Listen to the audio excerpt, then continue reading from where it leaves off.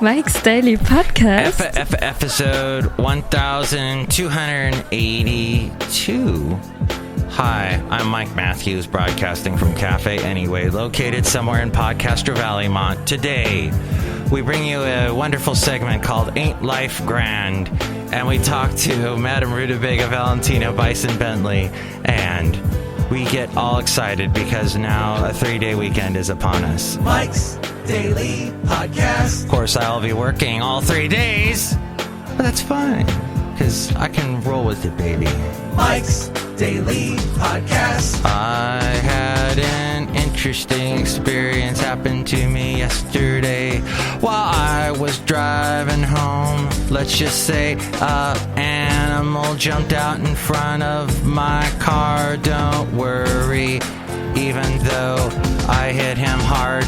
It was a deer. I hit a deer. Well, the deer hit me, actually, but he was fine. Mike's Daily Podcast. He ran away. He was fine. All's well. So Mike's yeah. Daily Well, this is Podcast. it was one of those things in life that happens in slow motion, because I'm in that area in Union City just as it becomes Hayward, and I'm on Mission, and right there, you're right by the mountain, there's a cemetery there, and there's this big fence, and I'm the first one. I'm the only one on the road, on my side of the road, and I see up ahead of me a deer running on the sidewalk, and he's trying to get over to the mountain again, but there's this fence around the cemetery, and at one point the opening to the cemetery is there, and he runs right past it. I don't understand why he didn't make a right turn and go. That he would have had access, but you can't explain this to a deer as it's running along. So I give it wide berth. I don't want to hit the deer. So I'm driving, and this is going on for about a minute. And I'm driving really slow, letting the deer run along, and I feel bad. He's trying to run with the hooves on the sidewalk, and it doesn't look like it's pleasant for him. And he's running along, and he looks all disheveled, and I'm just trying to give him Then all of a sudden, he cuts left, and he crosses the entire street, and I'm like, I hope he doesn't get hit by any of the cars going the opposite direction. But the cars, they're stopping, and so he comes back over towards my side, and then he's back on the sidewalk again, and he's running along, and there was a pedestrian up ahead, and he sees the deer coming towards him, so he crosses the street. And then the deer is still going. This is happening for quite a while now, as I am telling the story, and somebody's walked in. Hey, Madame Rootabega. Michael Matthew, please continue on with your story. It is so interesting here. Cafe Anyway. Anyway. Well, then a kid. Thank you, Madame Rootabega. There's a little kid, a teenager. I think he just got out of school. He's riding his dirt bike on the sidewalk on my side, going opposite direction of traffic, which is illegal, by the way. I once got a ticket when I was like 13. I got a ticket because I was riding on the sidewalk in the opposite direction of traffic. I got a ticket for that. It's illegal in California or something, or it used to be back in like the 70s. Look who else is walking in right now. Hello there, Mike. It's Valentino, the parking attendant. And this is Bison Bentley. Do you know that? Mike, we're going to start a third party and make it so that kids driving in the opposite direction on a sidewalk under traffic are going to get thrown in jail there. Yeah, they're going to get thrown in jail. Do you know that? I think they already do. Yay! They deserve it. Do you know that? Well, I don't know. What exactly? It's cafe, I don't know. Cafe anyway. Well, the kid going in the opposite... So the kid's just riding his bike, and he sees this deer coming towards him, and he's like, oh, cool. And then he stops his bike, and the deer suddenly veers left, goes left, and somehow he hits my car. I wasn't like that. I think he came back. Somehow he hit my car and got on the hood of my car. And I'm like, oh, this is great. He's going to break my windshield. And, I'm gonna kill this deer. Well, no, the deer was fine. He got off he just sort of like slid over my hood, sort of like when the Duke boys got in the General Lee and they slid over the top of the hood. Or was that Michael Knight from Knight Rider? Somebody slid over the top of a hood and went across the street, went into the opposite direction lane of traffic. He was fine that way. Now, meanwhile, I'm all shooken up because my car's just been, I'm like, oh, great, he just destroyed my car. So I keep going, and the deer comes back towards the sidewalk, almost hits me again. And then at this point, that fence that's around the cemetery, we've gotten to the end of the fence, and he goes up and he makes it back up to the hill, and he looked like he was fine. But my car, meanwhile, I'm like, oh, no. And I thought the glass was shattered because I see all these little lines. But I stopped the car and I looked. It was the deer hair. It had little bits of deer hair all over the windshield. And I looked at the hood, and I see these big scratches, but then I kind of wiped it with my hand, and it turned out it was just like mud, like dirt from the deer's hooves. And he didn't actually scratch my hood. Either that or my Saturn Vue is super strong and resilient. And a supercar, and you shouldn't make fun of Saturn Vues ever again, even though I know you want to make fun of Saturns. But let's look at the podcast picture. And here's today's podcast picture. I would show you a picture of my hood after the deer encounter, but it'd be pretty boring because there really wasn't much there. The hair was just little hairs. And where he did actually run into my car at first, on the kind of the edge of the hood, there is like a couple little dents. So I don't know if I should report this to my insurance or not. This in some way, if they are listening to this, I guess I have just reported it to my insurance, but it was a strange experience. No, the picture is of Basil the Boxer, Floyd the Floorman, and I all together. Oh, speaking of Floyd. Oh, Mike, this is Floyd the Floorman. What an amazing story that was with the deer. Yeah. I know, it took everything out of me to tell that story. It took everything out of me the rest of the day. I was like shaking all day. It was like that deer wanted to commit suicide, throwing himself on my hood like that. But I felt bad. I felt really bad for the deer. And so Basil the Boxer's in the picture today because I feel this sort of this sadness when I see a deer's kind of look. Deer is the plural form of deer is deer, Mike. Thank you. People forget that. So deer in general are wonderful creatures, and my dog Basil the Boxer has these kind of long legs like a deer does, and Basil the Boxer likes to chase deer. Maybe this is karma for that. I don't know. Mike, that was a fascinating story. Because I'm Floyd the Floorman. I don't know what else to say here. Stephen Colbert replaced Lena Dunham on Wait, Don't Tell Me last weekend. It was hilarious because Lena Dunham was supposed to be on the show and she wasn't. So last second they got Stephen Colbert because they were taping the show in Brooklyn, and they got to do the show right away because the jokes have to do with current events. They do a great job with current event jokes. And Glenn Washington replaced Bill Curtis as the host, the announcer of the show. Bill Curtis from Anchorman, if you ever saw that movie, he's the narrator of that show, of that movie. And he's on a couple of TV shows. He's on that network, that cable network called Decades, where they show old television shows like I Love Lucy, but they let you binge watch. They'll show a bunch all at the same time, and you see them in order. So you and in the correct sequence, so you see like what is supposed to happen over time in the particular characters' lives. Glenn Washington hosts a podcast called Snap Judgment, and I once saw Glenn Washington at a Stitcher award show. Stitcher podcast. It was the Podcast Awards. I don't know if they still do it, but they did it about 3 years ago at the chapel in the Mission District of San Francisco.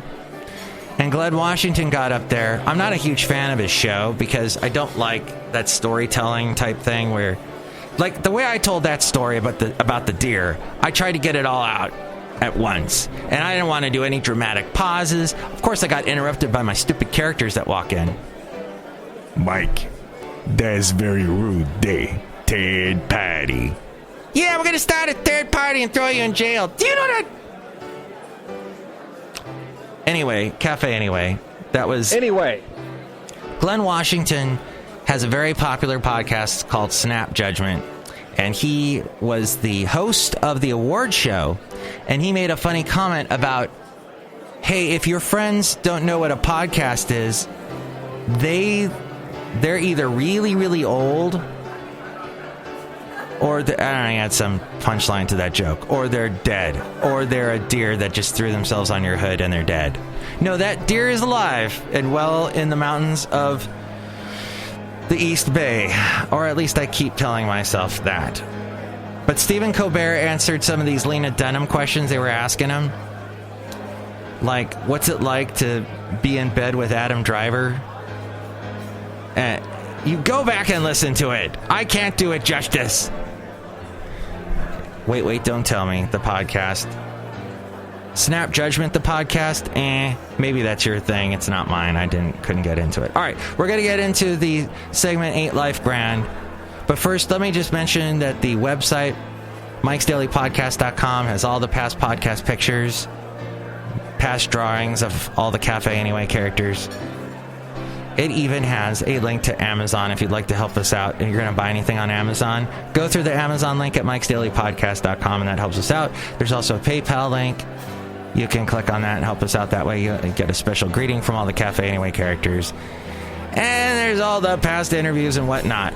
Check out all the whatnot and all the places to listen to the show at MIKES-DAILY-PODCAST.com. Life Grand.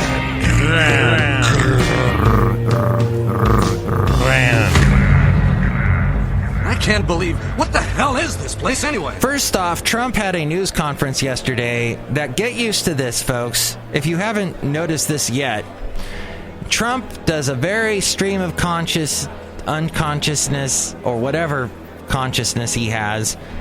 He likes to do that kind of a speech. Nothing is prepared. Whereas Obama was very halted and thought about everything he said before he said it and did a lot of uhs. What we're going to do is we're going to change that policy. Trump just says whatever's on his mind. And of course, what's always on his mind is how much he hates media. How much he hates how the media reports on him and calls everything fake news. Whereas it's news, Mr. Trump, and we're just reporting on you and saying what you're saying. He's probably going to say that the press conference that he did yesterday was completely fake news.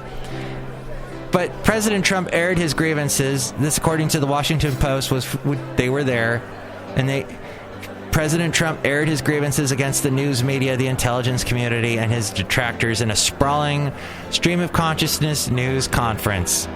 And that's actually how the Washington Post put it. Stream of consciousness news conference. Capping an extraordinary 4 weeks in office. Yes, it's been 4 weeks. Marked by tumult, disarray, and infighting. The beleaguered chief executive defended his advisors against claims of improper contacts with Russia and claimed, contrary to widespread perceptions both inside and outside the White House, that his fledgling administration is running like a fine-tuned machine. People have picked up on that fine-tuned machine, and they are definitely running with it, because his version of a fine-tuned machine is probably what my Saturn Vue is, a fine-tuned machine. Knocking over deer left and right. No. To be honest, I inherited a mess. That's what his excuse was. He said in a news conference that lasted an hour and 17 minutes and was by turns rambling, combative, and pure Trump. Quote, it's a mess at home and abroad, a mess.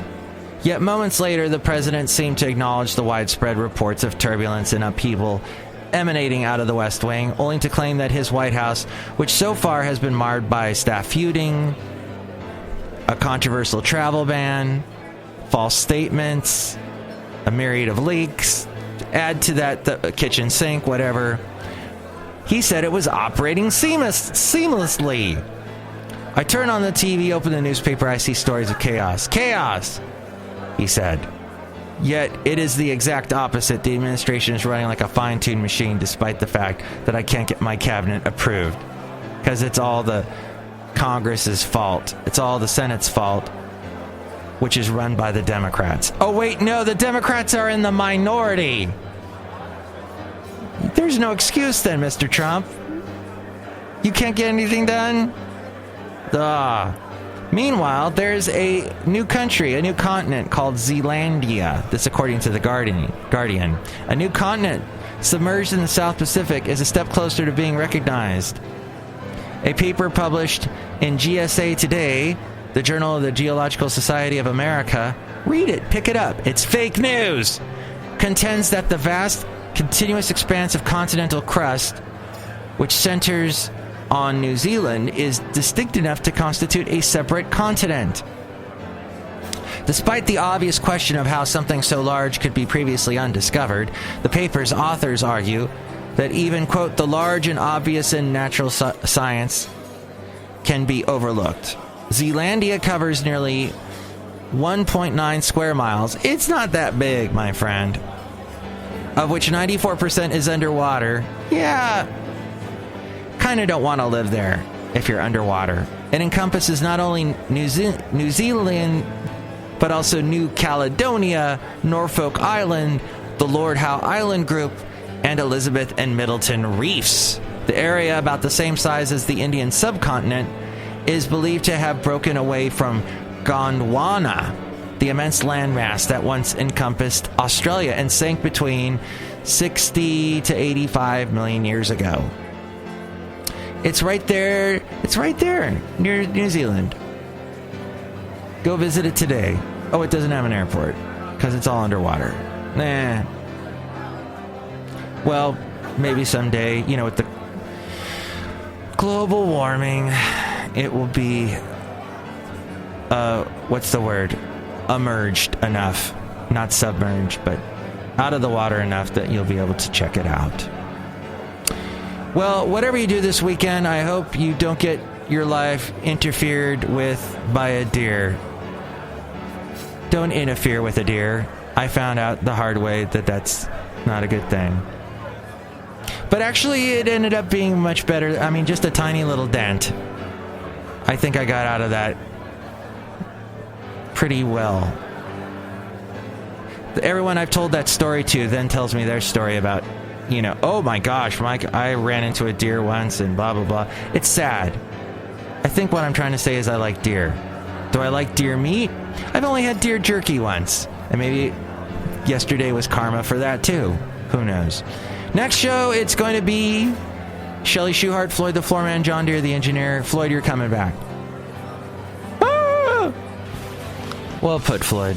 As we go outside a cafe anyway. Hey, it's a little wet out here. Let's enjoy our President's Day weekend, shall we? And happy birthday to the wonderful girl who voiced this years ago, and I still play it. Take it away, Ariel. Happy birthday. Mike's Daily Podcast is written and produced and performed by Mike Matthews. His podcast is super easy to find. Download or listen to his show and read his blog at MIKEs-DAILY-PODCAST.com. Email Mike now at MIKEs-DAILY-PODCAST@gmail.com. See you tomorrow. Bye!